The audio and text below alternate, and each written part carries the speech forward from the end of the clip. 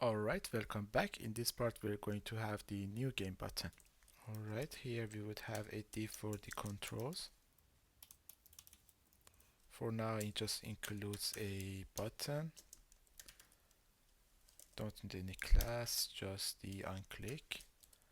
And the onClick will be the init game.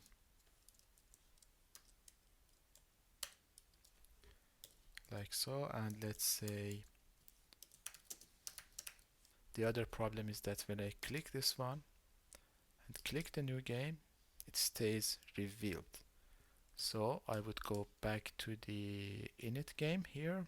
First I would check if I have a first card.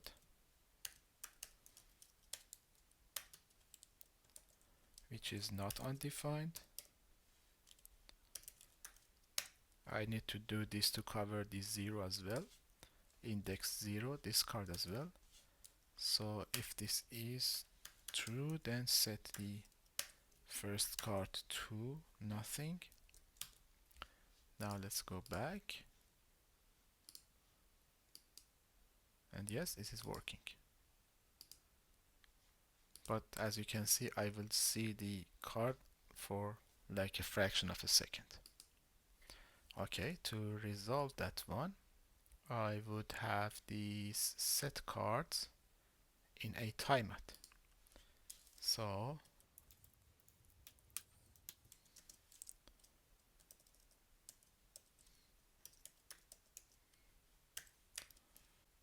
alright, let's go and check. Perfect, let's see. Awesome. So let's style this button now. Go to the app.css and the controls should have a margin of, let's say, 30 pixels and 0 and 0. And let's set the display to flex because we need to provide the turn as well, and align the items on the baseline and justify the content to space between so that one goes to the left and one goes to the right. Cool. And for the button,